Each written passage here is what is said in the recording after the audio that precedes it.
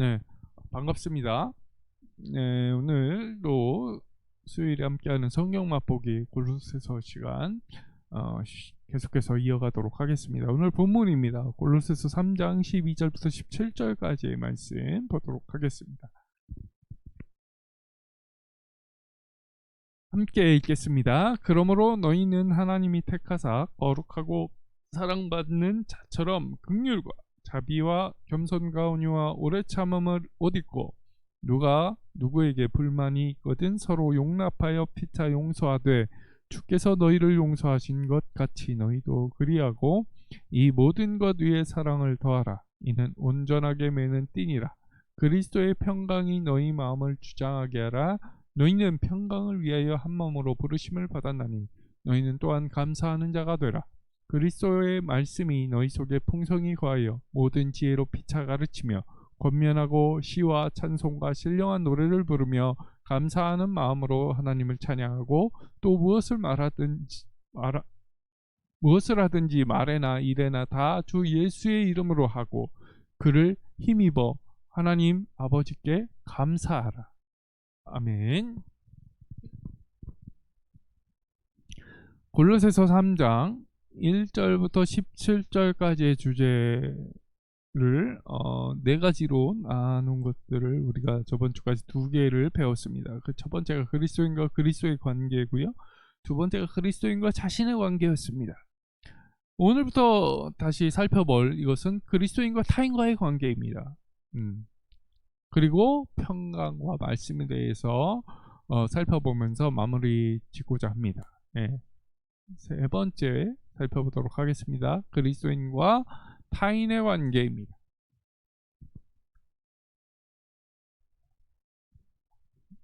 사도가 그리스도인들에게 입을 것을 요구하는 것은 그들이 어떤 신분을 가지고 있기 때문에 입니다. 그리스도인은 어떤 신분을 가지고 있을까요? 이 가지고 있는 신분 때문에 그에 걸맞는 것을 입으라고 사도는 계속해서 요구하고 있는 것입니다. 그래서 그 신분이라는 것은요, 하나님 택하신 거룩하고 사랑하신 자처럼과 주께서 너희를 용서하신 것 같이 라는 말에서 아주 잘 드러내고 있죠. 그 신분은 바로 성도입니다. 네, 성도요. 사도는 이런 성도들이 입어야 할 것으로 말씀하고 있는데 바로 긍휼, 자비, 겸손, 온유, 오래 참음입니다. 이것들은 서로 피차 용서하는 것과 사랑을 더하는 것으로 실현되게 됩니다. 이것은 상대방을 보충하는 은혜적인 수요입니다. 다시 말하자면 되돌려 받을 것을 기대치 않는다는 것이죠. 되돌려 받는 것을. 네. 그리스도께서 은혜를 베푸신 것 같이 우리도 은혜를 베풀게 됩니다. 여기에 하나님의 은혜와 우리의 은혜 사이에 등식이 성립되거든요. 네. 이 하나님의 은혜가 우리를 정말로 충격해 합니다. 왜냐하면 하나님이 우리를 사랑하셔서 자기의 하나뿐인 아들 독생자 예수 그리스도를 우리를 위해서 제물로 내주셨다. 이거 하나가 굉장히 충격적인 은혜거든요. 남을 위해서 내 자식을 준다. 저는 아무리 제가 사역자고 목사지만 쉽게 그렇게 되지 않을 것 같습니다. 근데 하나님은 우리를 위해서 하나님을 배신한 사람을 위해서 그렇게 하셨다. 엄청난 은혜죠. 충격적인 은혜입니다. 그리고 더해서 충격적인 것은 그 아들 예수 그리스도는 아버지의 선하신 뜻을 곧이곧대로 순종하셨다라는 거죠. 그래서 죽으셨어요. 이거 엄청난 은혜 아닙니까? 거부할 수도 있었어요. 예수님께서. 근데 실행하셨다라는 거죠. 우리를 위해서, 나를 위해서, 나 같은 죄인을 위해서. 이게 얼마나 은혜입니까? 정말 우리를 충격해 하는 하나님의 은혜인 것입니다. 그래서 이 충격적인 은혜가 우리의 삶을 지배해야 됩니다. 그것이 바로 그리스도인입니다. 성도입니다. 그래서 이 성도들이나 이 그리스도인들은 하나님의 은혜로 돌아가면 돌아갈수록 어떻게 되냐면요, 은혜를 베푸는 일이 깊어집니다. 저희가 코로나19로 인해서 이렇게 어려움에 처해 있는 교회들에게 이 월세를 지원하는 것도 우리도 어렵지만 우리 안상광명교회에서 시작을 했습니다. 그죠? 그래서 몇 교회를 도와줬다라고 이제 광고 시간에도 목사님이 이렇게 말씀을 하시고, 예. 그리고 부활절에 이 라면 나누기 운동, 그리고 추수감사절 땐 쌀 한 포대씩 나누는 운동, 이렇게 은혜를 베푸는 일에 깊어지게 될 수밖에 없다라는 거죠. 우리도 거저 받았기 때문에. 예. 그리고 이런 우리들에게 요청되는 것은 이제 하나님의 은혜를 체험하는 것과 동시에 더불어 은혜를 실행하는 것이 요청되고 있는 것입니다. 그러니까 하나님의 은혜를 체험하는 데에서 사람들에게 은혜를 베푸는 대로 나가야 된다는 것이죠. 이 그리스도인들은 뭐 다들 아시겠지만 하나님을 선택을 받고 하나님의 사랑을 받는 사람들입니다. 그러니까 이 세상에 살아도 이 세상에 속하지 않는 자들, 그런 거죠. 같은 옷을, 세상 사람들과 같은 옷을 입고 같은 음식을 먹어도 이 세상 사람들과는 다른 사람들, 이 세상에서 거룩해야만 하는 자들, 그리스도인들은 이 세상에서 낯선 삶을 사는 사람들이라는 것입니다. 우리나라 교회사를 잘 생각해 보시면 1906년에 그 평양 대부흥 운동이 있었습니다. 그 시발점이 어떻게 되냐면요, 그 한 사람의 자기 죄의 고백이었습니다. 회개였습니다. 그러면서 다들 눈물 콧물 빼면서 그 자리에서 자기 죄를 실토하면서 회개 기도를 하는 그것으로 인해서 장작에 불이 붙고 정말 죄송하지만 물진의 그 산불처럼 확 타오르게 되었다는 것이죠. 그래서 그때부터 시작해서 부흥이 확 돼가지고 많게는 1000만이라는 숫자까지 기독교 인구를 가지는 나라가 되었다라는 것입니다. 그때 생각해 보면요, 그 많은 일들이 있었지만 은혜를 나누는, 그리고 내 죄, 나는 이렇게 죄인입니다라고 고백하는 사람들이 은혜를 베풀었다는 거죠.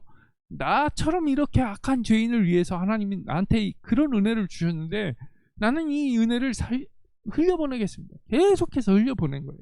은혜를 계속해서. 그러니까 남들, 세상 사람들 봤을 땐 저 양반들은 뭔데 저렇게 계속 베풀지? 하는 생각이 들었을 것이죠. 네? 그렇죠. 그러니까 세상에 존재하지 않는 이상한 공동체, 이상한 사람들로, 낯선 사람들로 각인이 되었던 것이죠.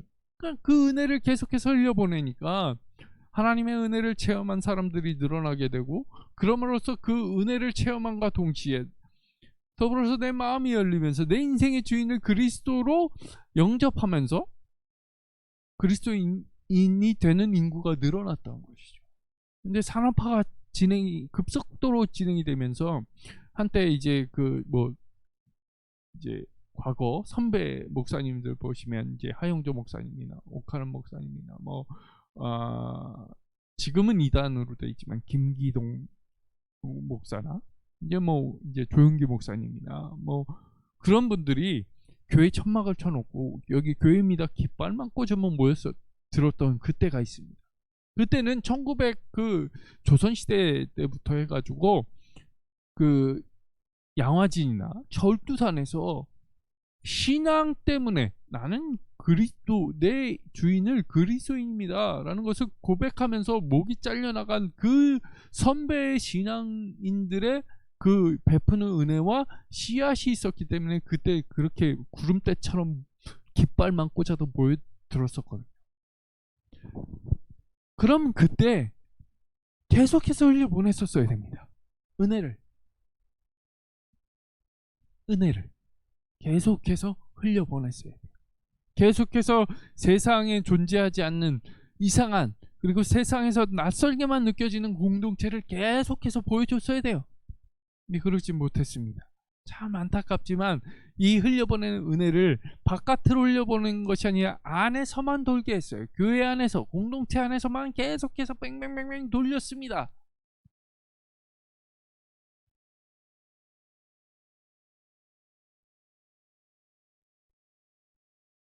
그랬더니 어떻게 됐습니까? 지금 우리가 알고 있듯이 계속해서 기독교 인구는 감소하게 되고, 왜냐하면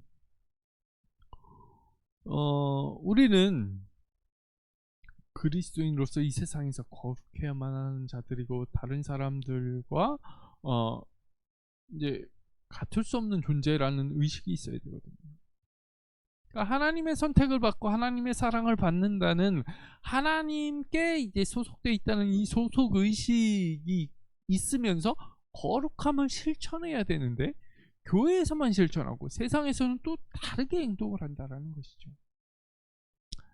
이 세상에서도 이 거룩함을 위하여서 입어야 할 것들이 존재합니다. 그것을 이제 사도들은 이 골로새서를 통해서 우리에게 알려주는 것이죠. 하지만 그 제가 말씀드린 것들이 이 단어가 조금 변형적으로 사용되었기 때문입니다. 서로라는 단어인데요, 이 서로라는 의미를 깨달아야 됩니다. 이 서로는요, 인간 창조부터 시작된 개념이에요. 홀로의 그 그리스도교는 성립되지가 않습니다.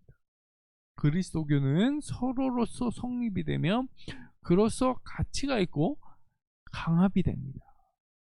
사도는 서로라는 단어를 사용할 때 완벽한 그리스도인들의 모임을 염두에 두는 것이 결코 아닙니다. 절대로 아니에요. 여기에는 다툼이고 마찰이 있을 수 있습니다. 왜? 사람이기 때문에. 사도는요, 그리스도인들 사이에서도 이 문제가 있을 수 있다는 것을 알고 있습니다. 사람이거든요. 완벽할 수 없는 존재거든요. 결점이 있거든요. 그러나 그리스도인은 이러한 마찰이 두려워서 피하는 자들이 아닙니다. 오히려 이것을 극복하는 이들입니다.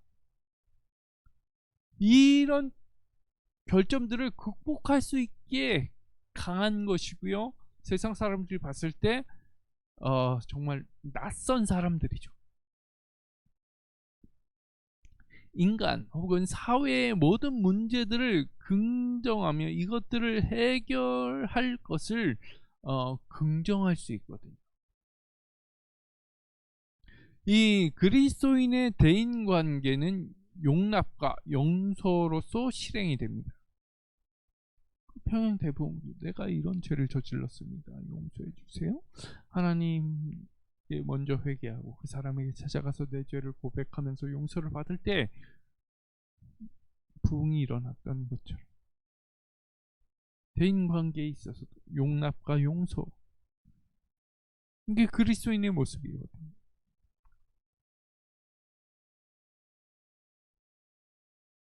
사도는 이 서로를 위한 예로 이제 그 위의 부분, 위의 장에서 뭐 골로새서 전체적인 부분에서 부부 관계나 부모와 자녀 관계나 주종 관계를 이 진술을 하는 것을 보시면, 그리스도인들은 뭐 교회 생활에서만 아니고 이 세상의 모든 영역에서 서로를 실현하게 해야 된다라는 것입니다.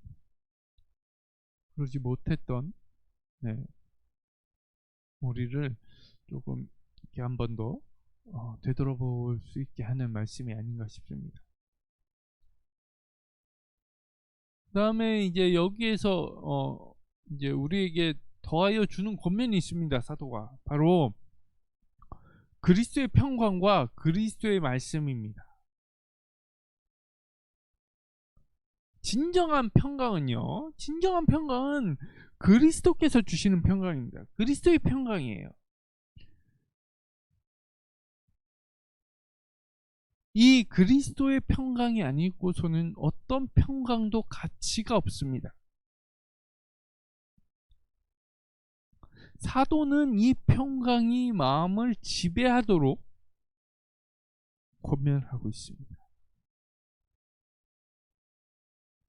이 평강으로 우리는 부르심을 받았다라는 것이죠. 그리고 이 평강에 어떤 그리스도인도 예외가 될 수는 없습니다. 그래서 한 몸으로 부름받았기 때문에 이 평강, 그 어떠한 그 그리스도인도 이 평강에서 예외는 없는 것입니다. 동시에 평강을 가진 자들이 한 몸이 것을 알게 된 것은 그리스도의 연합이라는 요 중요한 관점 때문입니다. 이 그리스도의 연합에 대한 이 사도의 생각은요, 그리스도의 평강과 관련이 있는데 이 그리스도의 평강 아래 있는 자들이 결국 감사하는 자들이기 때문입니다. 감사하는 자.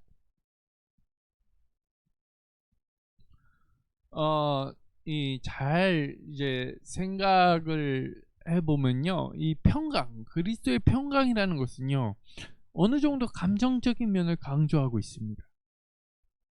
그렇지만 한 가지를 더 줍니다. 감정적인 것만 터치를 하면 안 되고요. 이제 지성적인 면을 강조하고 있습니다. 이게 바로 그리스도의 말씀인데, 그리스도의 말씀은 평강보다는 지성적인 면을 강조합니다.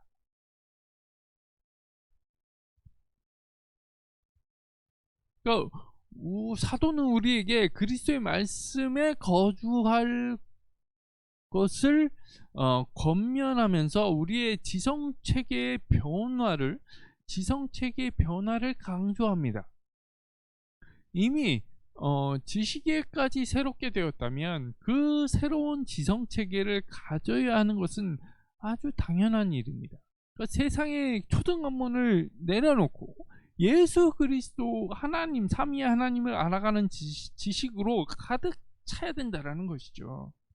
그리고 이것을 가능케 하는 것, 그것이 바로 그리스도의 말씀에 거주하는 것으로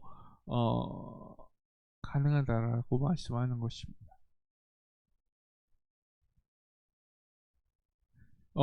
이것은 풍성하게 거주해야 합니다.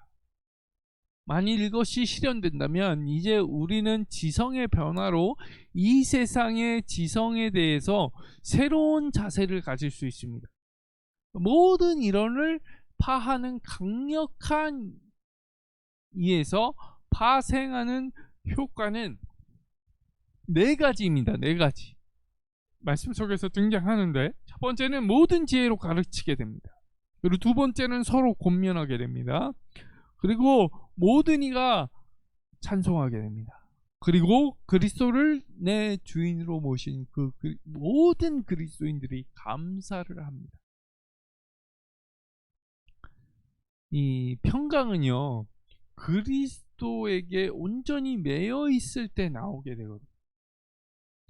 비록 이 세상에 살아도 그리스도에게 매여 있으면 이 세상에서의 영적인 전쟁을 만나도,